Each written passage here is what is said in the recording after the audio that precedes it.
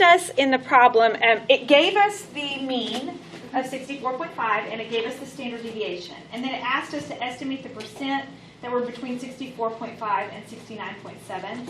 Well, I knew that 64.5, that's my mean, and I knew that I was going up from that. So I labeled my first standard deviation by just taking 64.5 and adding 2.62 to it, and I got 67.12, which wasn't enough.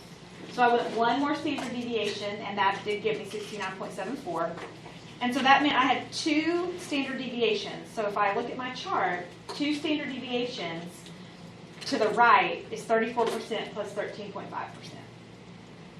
All right, so let's flip it over and look at one on the back.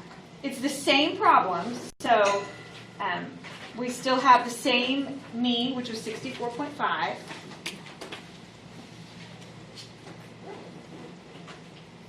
So your mean is 64.5. Your standard deviation is 2.62. So is that just a letter M or is that the mu? That's a mu. Okay.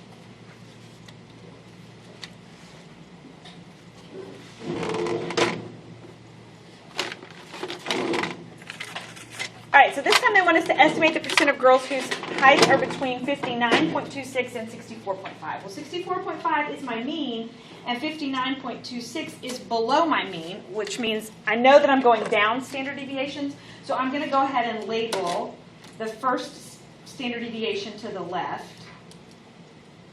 So you just subtract 2.62 from your mean, and I get 61.85. So my first standard deviation,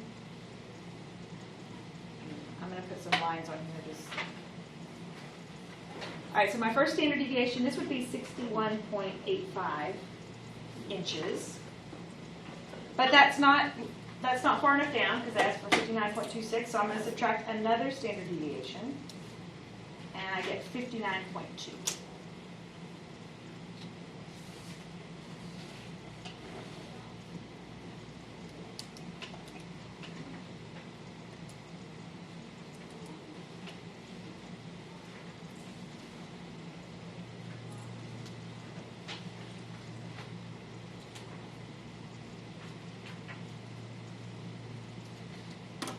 So these are all my data points are all in these two areas.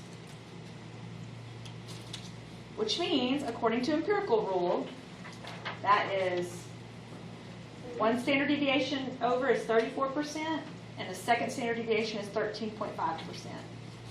So just add them together. So 34%. Plus the 13.5% is 47.5.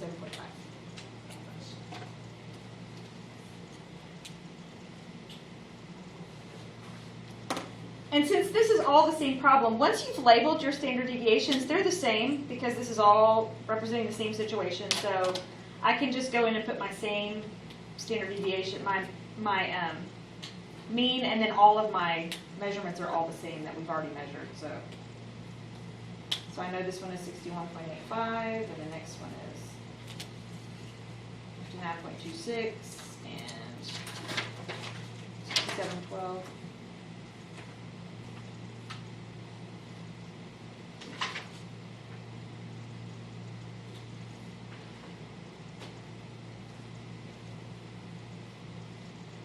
All right, so this time, they're asking me to estimate the percentage of girls whose heights are between 61.88, which is what this should be, and 69.74. So that is from here. So this time, one standard deviation from the mean to the left, that's 34%, plus one standard deviation to the right of 34%, plus 13.5%. Oh, okay, this isn't too bad. Nah. 81.5%.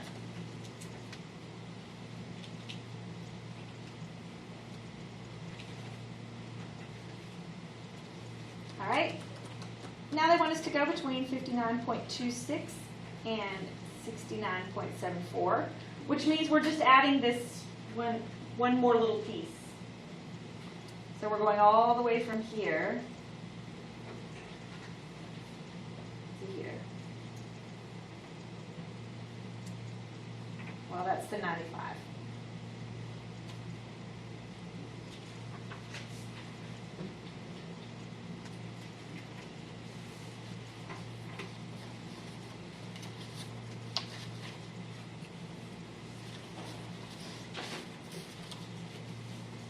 Everybody okay? It's not hard at all. Does that make sense? Yep. All right. Okay, so before we go, we're going to do an assignment, but before we do that assignment, let's really quick go over Chebyshev's theorem. Because here's the issue. So you kind of got from the video a little bit where normal distribution comes from. Things that there are lots of. So they measure just everybody's height. And when they put it in a histogram, no matter how many times they do it and what population they use, it comes out like that in a normal curve with a peak in the middle and pretty much stair-stepped on each side. They do it with heights. They do it with weights. Test scores almost always come out that way, which is why I don't know if you guys have ever heard them talk about norming a test. They have to norm the test, but they have to do it every time for the AP tests because it's a different test every year. They wait until all the tests come in. And then they grade them all, and they put all the scores, and then they make a histogram of all the scores, and wherever the middle is, that's a 70. They make that the average. And then they determine what the passing score is, or what the highest score is, based on where the data falls. That's called norming. So I like that. they do, well, and that's why when I say people don't really want a curve, you don't want a curve because if you have a real curve, someone has to fail. Because that's the way the normal curve is. So, but that's the way it works. So typically, there's a big middle of data that happens, in the middle. That's the average, the middle ground. When we talk about people's height, there's an average height. And most people cluster around that average. And of course, you have people trailing off that are real short. And then you have the random people that are real tall. But it just always comes out. That's why it's called the normal curve. And that's the way things fall. But not everything is normally distributed. Would what? The middle score do you have seen? It depends. It depends on what they're on. With the AP exam, yes. But so then tests like the EOCs that we give, they norm that a little bit differently because they want more people to pass, which is why you only have to make a 40% to pass the algebra test. Wow. Because they need the chunk of people to pass it. So they get all the scores in and they're like, okay, we need most people to pass it, and that means a passing score is a 40. I love that. It's Yeah. not even that hard.